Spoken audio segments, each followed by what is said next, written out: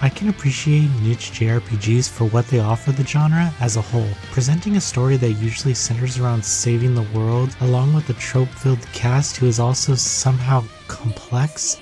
I'm just letting you know, I can appreciate it, which is why it was nice to return to one of my favorites from developer Compile Heart. This is Noisy Pixels review for Fairy Fencer F Advent Dark Force on Nintendo Switch.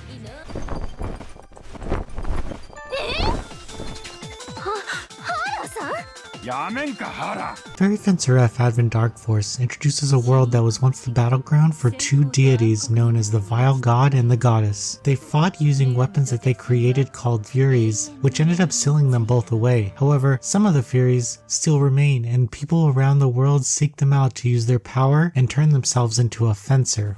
After the story sets the stage, players are introduced to Fang, a guy who is nothing special, and pulls a sword out of a stone in hopes he'd get some food out of it, but ends up waking up a Fury named Aaron, turning himself into a fencer. Reluctantly, he agrees to go on a quest to gather Furies. Throughout the game, new characters will join the party who each bring unique personalities. The story does well at balancing the fairly large cast and creates an enjoyable story filled with plenty of comedic moments, but there are times when the game does get serious. The characters and their friendship or rivalry is believable, but to get the whole story, you need to complete the game's 3 endings, which gives you access to other party members who might have been once your enemy. The battle system features turn-based combat with some twists such as the ability to fairy eyes and turn into a mech-like form with boosted stats and skills.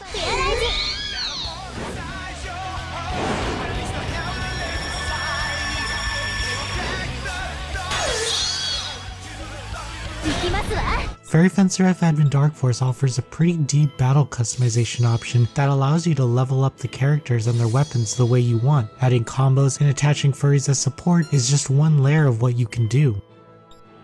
Level design is nothing special, but I felt that the dungeons don't overstay their welcome, and I was usually out of them fairly quickly, or at least I was able to get to the boss pretty quickly. With that said, there's a lot of backtracking in these dungeons, and that can make the game feel pretty repetitive. The Nintendo Switch version comes with a few issues. For one, dungeons can get a little dark and there's no option to correct the brightness.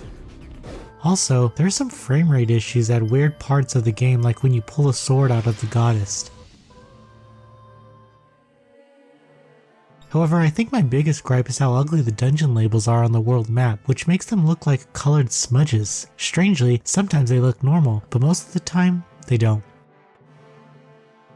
Fairy Fencer F Advent Dark Force has a great story to tell across its multiple endings. The game does have complex features, but they can be ignored if you wish to coast by and enjoy the game at an easier difficulty. With that said, there's plenty of challenging battles to be found on tougher difficulties, but these are all generally well balanced thanks to the creative customization system. Sadly, the Switch version isn't the best place to play Fairy Fencer F Advent Dark Force, but it doesn't take away from the fact that this is the game that all fans of niche JRPGs should probably play. Noisy Pixel is giving Fairy Fencer F Advent Dark Force on Nintendo Switch a 7 out of 10.